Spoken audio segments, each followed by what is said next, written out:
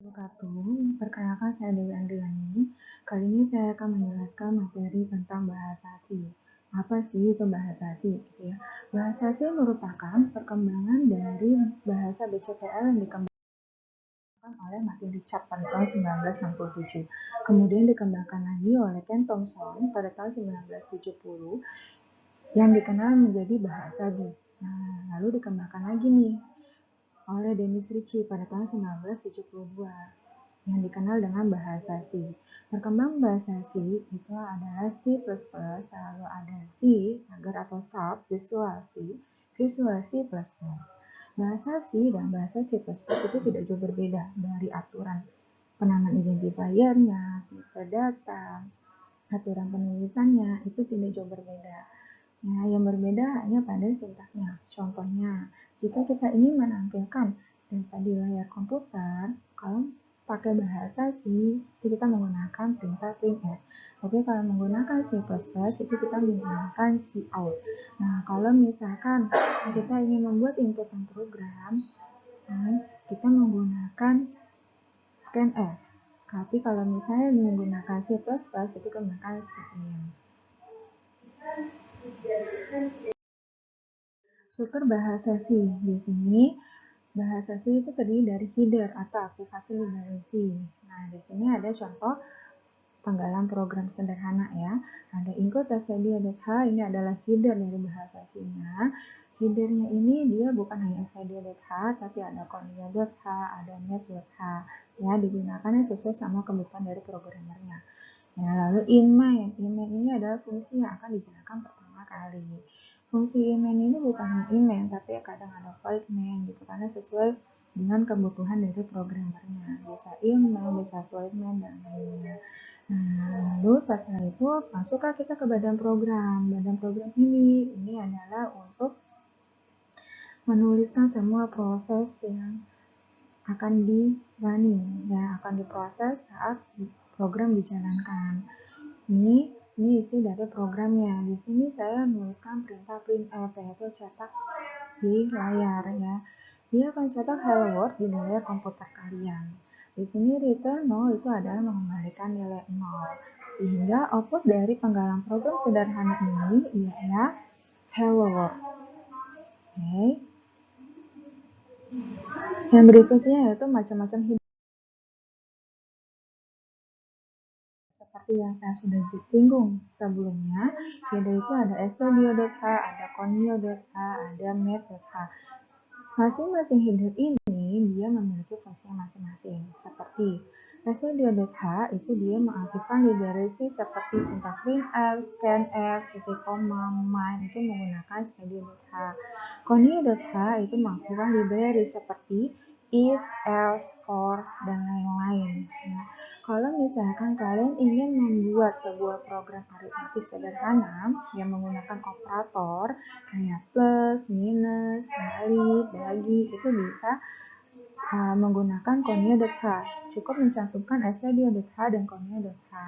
Ya, tidak perlu menggunakan met.h. Ya. Met.h itu digunakan untuk aritmatik yang lebih rumit. Jadi kayaknya seperti kalian membuat aritmatik yang rumit, kayak misalnya ada persamaan, menggunakan pangkat, menggunakan akar, nah itu tampilkanlah met.h ya.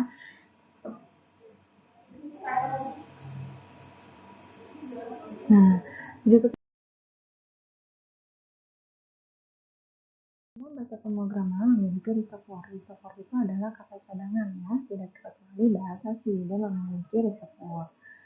Reservoir itu sendiri adalah kata yang sudah digunakan dalam bahasa pemrograman itu sendiri, ya, seperti auto, break, test, for, goto, if, then, ya.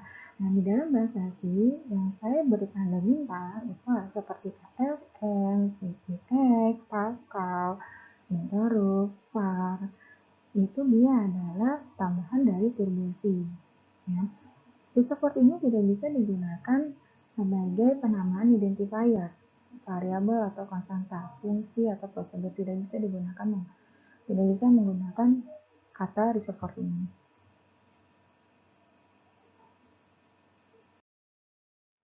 Komentar program. Komentar program hanya diberikan untuk memudahkan pembacaan dan pemahaman suatu program untuk keperluan dokumentasi si programmernya.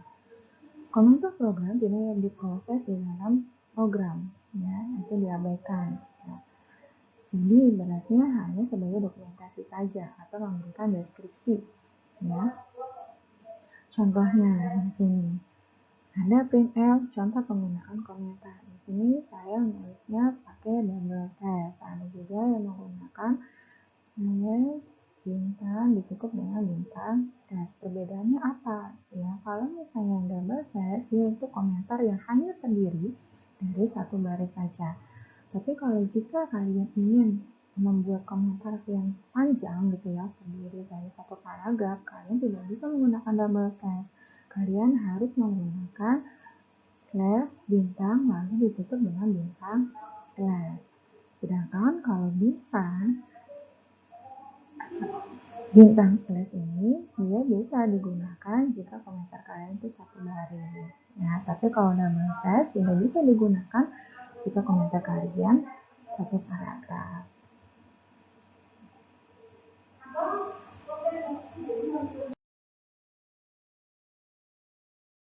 Identifier name.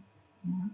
Identifier name itu adalah nama yang dibuat oleh programmer untuk pemberian nama variabel, konstanta, fungsi, atau label. Ada beberapa ketentuannya. Pertama, panjang minimal 1 karakter, maksimal tidak terbatas, tapi hanya 32 karakter saja yang diperhatikan. Jadi, misalkan kalian membuat identifier name itu panjang 40 karakter, tapi yang dibaca itu 32 karakter di depan saja, sehingga 3 sampai 40 itu tidak dibaca. Terdiri dari gabungan huruf dan angka dengan karakter pertama harus berupa huruf. Tidak boleh mengandung spasi, tidak boleh mengandung simbol khusus. Dia ini menggunakan underscore. Bahasa sini dia sensitif, huruf besar dan huruf kecil itu dia berbeda ya. Tidak diperkenakan menggunakan kata kunci yang tadi saya sebutkan, yaitu kata cadangan reservoir seperti if, when, else itu tidak boleh digunakan sebagai nama dari variabel atau konstanta. Contoh penamaan yang benar, mim besar. Nah, kalau mau huruf besar semua, kalau mau huruf kecil semua. Nah, contoh penamaan yang salah, persen, nilai, underscore, mahasiswa itu salah karena dia menggunakan simbol khusus. Nah, sedangkan dalam bahasa itu tidak menggunakan simbol khusus, dia hanya menggunakan underscore. Tipe data. Tipe data ini sebenarnya umumnya semua bahasa pemrogram pasti memiliki tipe data. Ya, ada char, integer, float, double, void. Nah, tapi di dalam bahasa C dia terdapat format dari masing-masing tipe datanya. Contoh, char itu dia formatnya persen %C, int dia ada persen %I, persen %D, ya float dia persen %F, double dia persen %LS.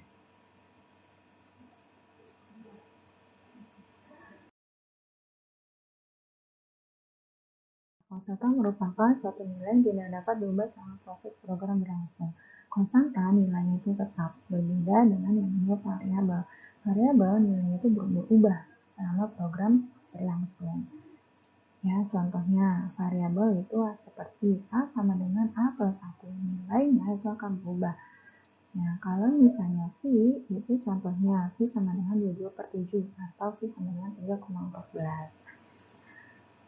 Selain itu, bahasa C juga menyediakan beberapa karakter khusus yang disebut dengan karakter escape, antara lain backslash A untuk bunyi bell atau alert. Jadi, jika kalian ingin menggunakan notifikasi, bisa menggunakan backslash A. Lalu backslash B dia mundur satu spasi, backslash F dia ganti halaman, backslash N dia ganti baris baru atau new line, backslash R dia ke kolom pertama baris yang sama, backslash V dia tabulasi vertikal, backslash 0 dia nilai kosong atau nol, backslash petik tunggal dia menyisipkan karakter petik tunggal, backslash petik ganda dia menyisipkan karakter petik ganda, backslash slash itu karakter garis miring. Deklarasi diperlukan bila kita akan menggunakan pengenal atau identifier dalam program. Identifier dapat berupa variabel, konstanta, atau fungsi. Deklarasi variabel untuk umumnya ya nama tipe nama variabel. Jadi tipe datanya terlebih dahulu, lalu variabelnya apa? Contoh int x. Variabel x itu bertipe data integer. Ya. Deklarasi konstanta. Kalau mendeklarasikan konstanta itu harus menggunakan retrosesor. Define contohnya define v3,14, define nama std seperti itu ya. Deklarasi fungsi itu harus ada tipe data dari fungsinya lalu parameter fungsinya. Contoh float luas lingkaran integer jari. Nah, fungsi luas lingkaran dia bertipe data float lalu dia menggunakan variabel jari yang tipe datanya adalah integer. Fungsi input dan output pada bahasa C. Yang pertama memasukkan data. Dalam bahasa C, proses memasukkan suatu data bisa menggunakan beberapa fungsi pustaka seperti scanf, get, getC, getchar, getC. Nah, perbedaannya apa sih gitu ya? Nanti akan kita bahas satu persatu. Scanf. Fungsi scanf digunakan untuk menginput data berupa data numerik, karakter, string, tapi dia secara performa. Ya, jika menggunakan scanf itu harus mengikuti formatnya. Jika tidak mengikuti format, maka tidak akan jalan, akan error programnya. Ya, hal-hal yang perlu diperhatikan dalam pemataan fungsi scanf yaitu fungsi scanf memakai penentu format. Yang kedua, memberi pergantian baris secara otomatis. Yang ketiga, tidak melakukan penentu lebar field. Lalu, variabelnya harus menggunakan operator alamat dan kode penentu format pada scanf itu ada %c dia membaca sebuah karakter, %s dia membaca sebuah string, %i dan %d dia membaca sebuah bilangan bulat atau integer, %f dan %e dia membaca sebuah bilangan pecahan atau real, %o dia membaca sebuah bilangan oktal, %x membaca sebuah bilangan heksadesimal, %u membaca sebuah bilangan tak bertanda.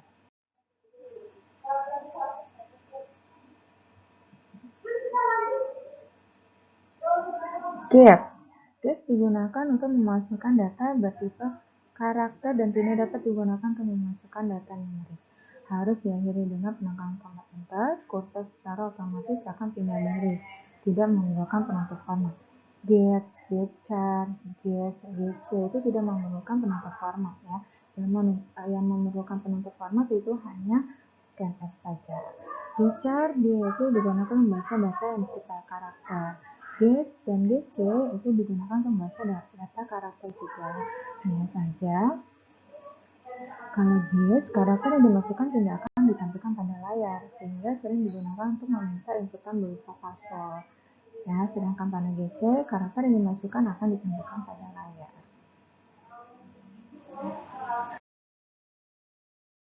Yang kedua yaitu menampilkan data. Untuk menampilkan data pada layar monitor, kita menggunakan fungsi printf, puts, dan putchar. Fungsi printf digunakan untuk menampilkan semua jenis data, numerik, dan karakter. Kalau put digunakan untuk menampilkan data string dan secara otomatis akan diakhiri dengan perpindahan baris. Putchar digunakan untuk menampilkan sebuah karakter. Mengatur tampilan bilangan pecahan. Ini menggunakan fungsi printf ya. Printf %n titik nf argumen. N menyatakan panjang rang, n menyatakan jumlah digit di belakang koma. Argumen nilai atau variabel yang akan ditampilkan. Contoh printf %5 titik 2f. Nah, variabelnya nilai ya. Artinya variabel nilai akan ditampilkan sebanyak 5 digit, 2 digit di belakang koma.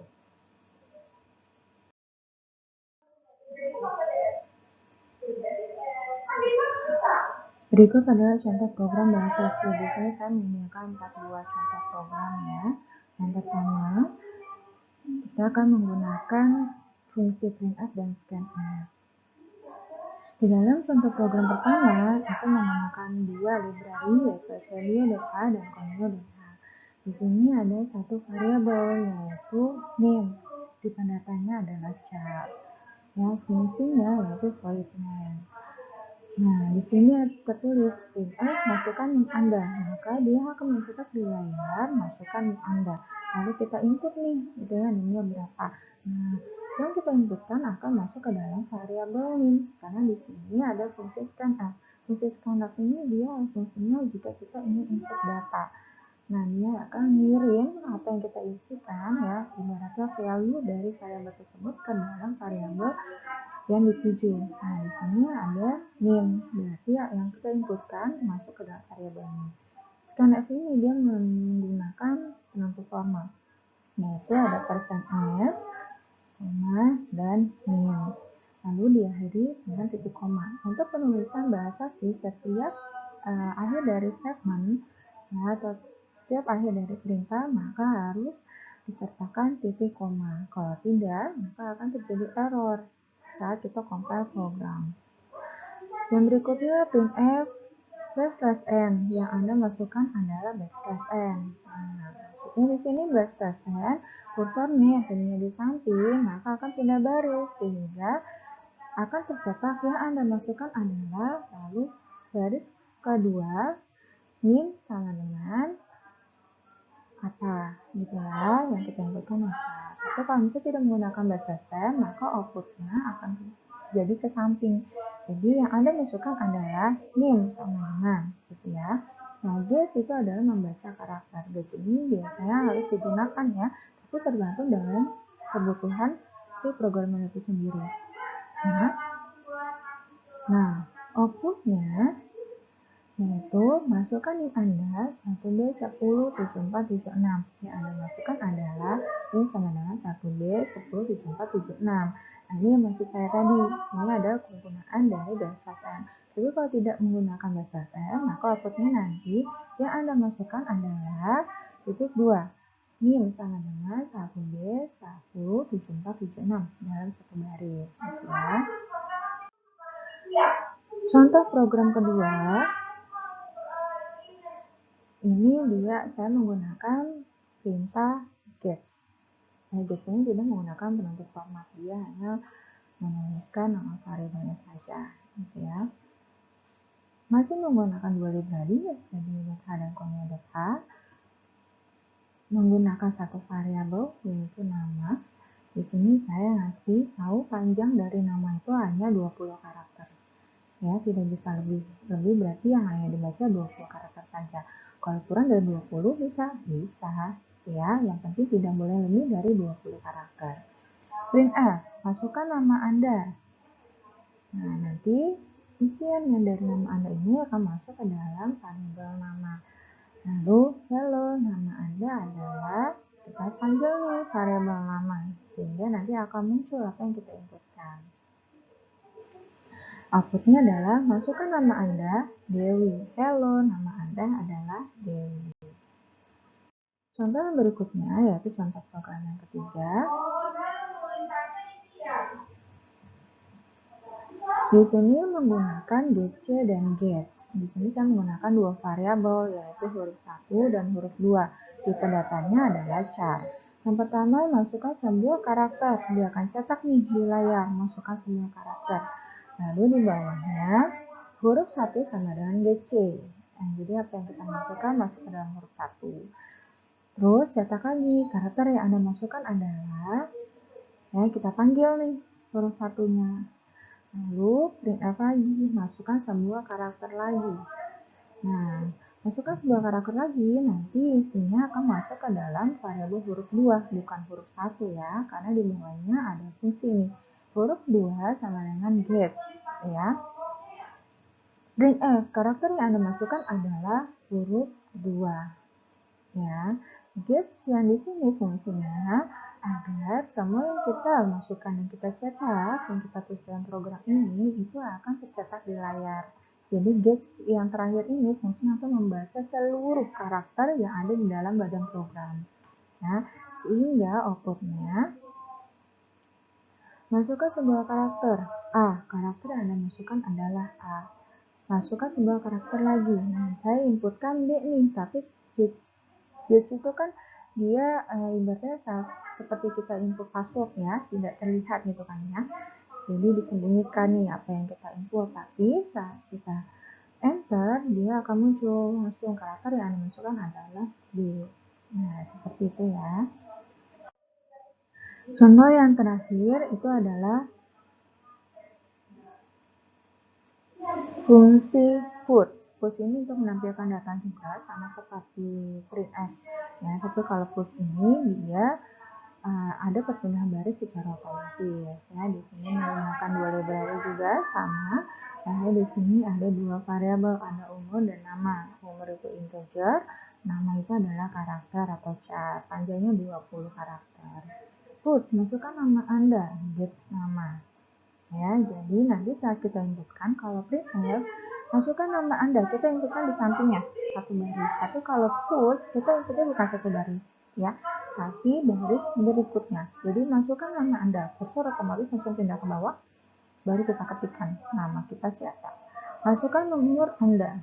Nah, kursor pindah lagi ke bawah, baru kita ketikkan umur kita berapa, gitu ya.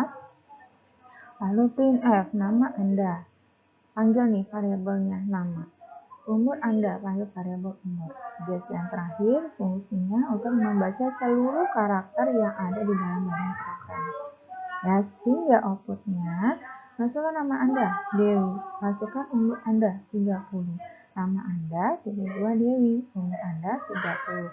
Seperti itu ya. Tapi jika misalnya kita mau Dewi itu inputnya satu baris dan memasukkan nama Anda, maka kita harus menggunakan printf, tidak menggunakan fungsi puts, ya, karena puts itu dia memberikan perpindahan baris secara otomatis.